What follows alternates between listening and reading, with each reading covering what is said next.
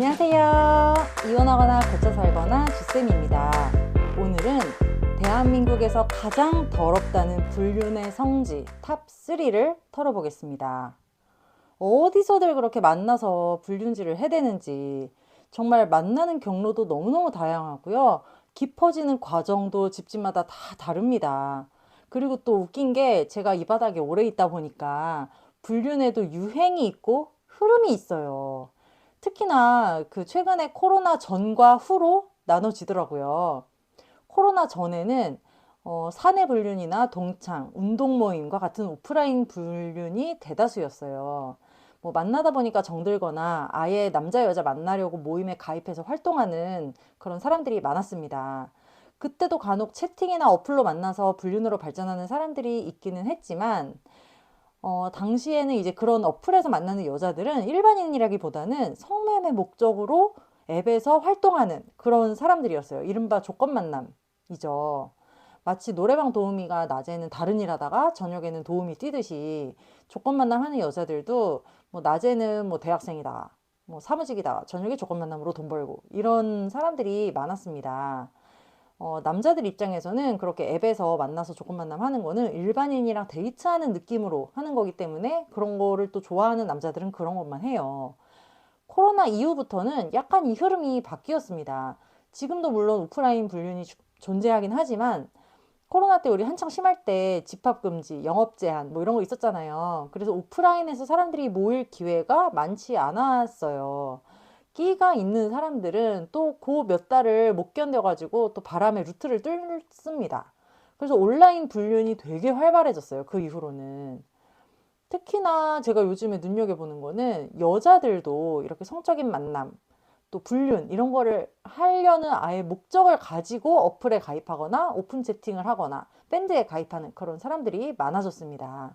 그래서 불륜 성지 탑 3 중에 첫 번째는 오픈 채팅과 불륜 밴드입니다. 최근 들어서 카카오톡 오픈 채팅 불륜으로 인한 상담이 많이 들어옵니다. 오픈 채팅방에서 기혼만 검색을 해도 수십 개의 오픈 채팅방이 뜨고요.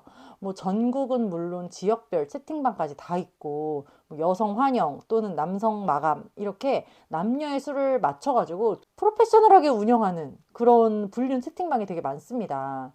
그리고 불륜 밴드도 유명하죠. 불륜 밴드에서는 같은 지역의 사람들이 여럿이서 만나는 게 일단은 기본이에요. 근데 여기서 서로 눈 맞으면 겐톡을 파가지고 1대1 만남을 즐깁니다. 또는 나름 자기네들끼리 예능처럼 프로그램을 돌려. 그래서 불륜을 목적으로 자기들끼리 뭐 짝짓기 이벤트를 한다든지 돌아가면서 데이트하는 그런 프로를 짠다든지 해가지고 그렇게 원나잇 일회성으로 즐기거나, 그렇게 이제 1대1로 만나고 이렇게 하다가 눈 맞으면 아예 사귀는 거죠. 처음에 오픈 채팅이나 밴드를 만든 건 이렇게 불륜을 조장하려는 의도는 아니었겠지만, 이거를 이제 이렇게 운영이 되고 있는 걸 알면서도 법적으로 처벌하지도 않고 싹쓸이 하지도 않고, 이건 좀 문제가 있는 것 같아요. 충분히 단속하면 할 수 있을 텐데 방임하는 것 같은 느낌을 지울 수 없을 것 같습니다.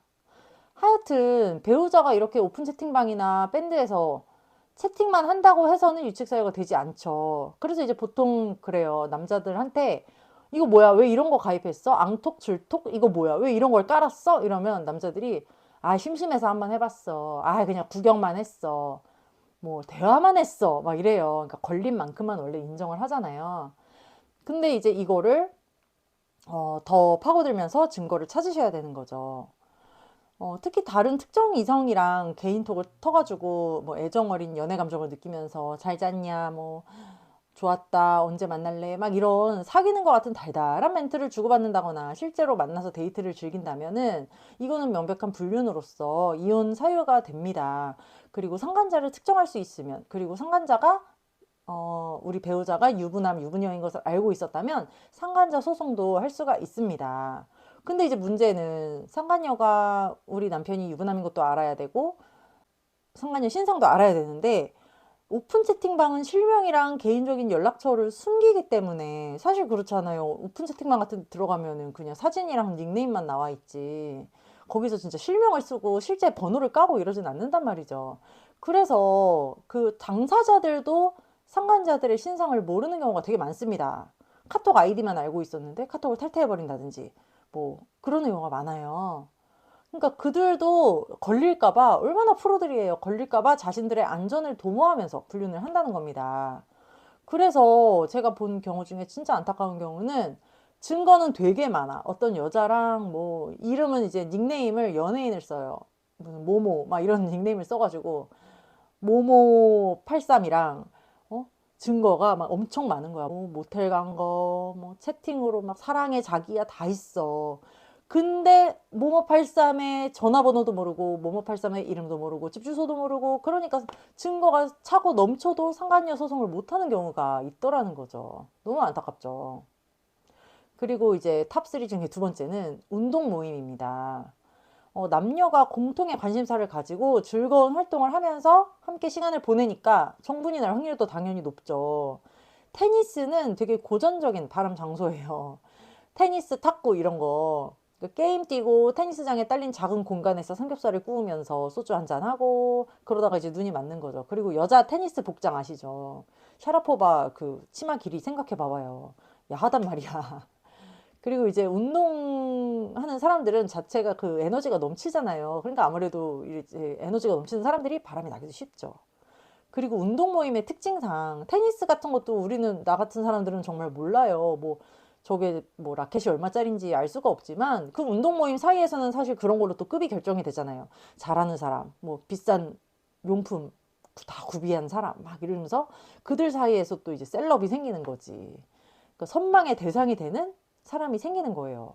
그리고 막 그런 사람한테 이렇게 저렇게 하라고 막 코치를 받고 하다 보면은 당연히 신체 접촉이 일어나겠죠. 그러니까 처음에는 정작 그런 목적이 아니었더라도 막 무흐탕 그런 게 생기는 거죠. 뭐 등산에 가서 사실 온몸 다 가리고 등산복 입고 운동을 하더라도 막 헉헉거리면서 밀어주고 당겨주고 하다가 다 정분이 납니다.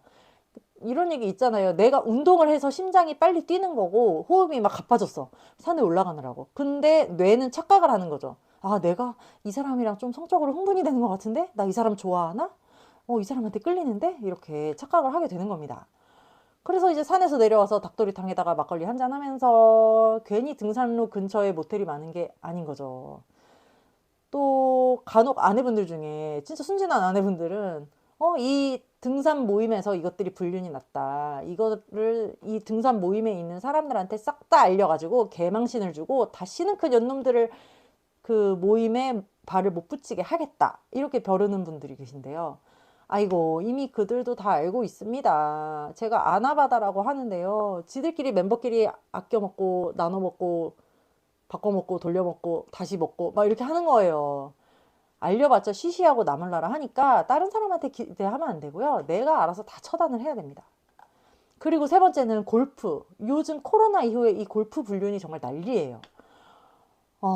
코로나 이후에 스폰서 개념으로 불륜하는 사람들이 되게 많아졌는데 골프가 예전에는 젊은 여자들 사이에서는 크게 대중화되지가 않았었어요. 돈도 많이 들고 약간 아줌마 아저씨 운동이었잖아요.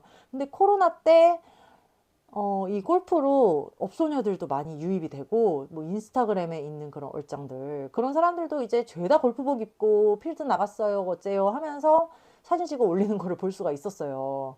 예전부터 골프 분류는 되게 꾸준했죠. 주로 40대 이후 중년들이 뭐 2대2, 3대3으로 짝을 맞춰가지고 18홀 이후에 19홀이다 이런 얘기가 있을 정도로 불륜이 많았는데 지금은 20대 어린 여자들까지도 골프로 유입이 돼서 모든 비용을 남자가 다 대주고 또 골프 치고 잠자리 하고 용돈도 주고 하는 스폰서로 불륜하는 경우가 굉장히 많이 늘어났습니다. 그리고 제가 상담하다 보면 참 신기하게도 뭐 별 직업도 없는 이혼녀야. 애 딸린 이혼녀인데 남자들이랑 골프 치고 다니는 여자들이 많더라고요. 근데 그런 사람들이 이제 보면은 직업이 없어. 골프 치면서 그게 직업인 거예요. 그 필드 비용 남자가 다 대주고 성매매하고 그러니까 이게 생활까지 가능해지더라는 거죠. 특히 이제 남편의 골프 가방을 열어보니까 남편의 골프 가방 안에서 비아그라가 나왔다. 콘돔이 나왔다. 무슨 핑거 콘돔이라는 것도 있더만. 그러니까 바깥에서 그 짓을 하려니까 손이 더러우니까 핑거 콘돔까지 써가면서 그 짓을 하는 겁니다. 골프 불륜 문제는 남편이 상간녀한테 돈을 많이 쓴다는 데 문제가 있는 거죠. 그리고 여자가 여럿인 경우가 많죠. 이렇게 돌려가면서 하니까. 뭐 지금까지 얘기한 거 세 가지 다 돌아가면서 하는 거네요. 근데 제가 이 외도 상담과 이혼 상담으로 업을 삼고 있지만 분류는 정말 사라졌으면 좋겠습니다. 근데 인류가 존재한 이래로 없어진 적도 없고 없어질 리가 없어요. 오죽하면 창녀가 인류 탄생 이래 가장 오래된 직업이라는 말이 있겠습니까? 그러니까 우리는 이게 없어질 거라고 기대해서는 안 되고요. 배우자가 알아서 뭐 해결할 거라고 생각해서도 안 되고 우리가 확실히 대처함으로써 이 불륜을 이겨내야 하는 겁니다. 제가 그것을 도와드리는 사람이 되었으면 합니다. 우리 이거나 고거나 카페 들어오시면 우리끼리 서로 정보도 주고받고 위로도 주고받고 있으니까요. 이거나 고거나 카페로 들어오시기 바래요. 여러분 안녕. 다음 시간에 또 만나요.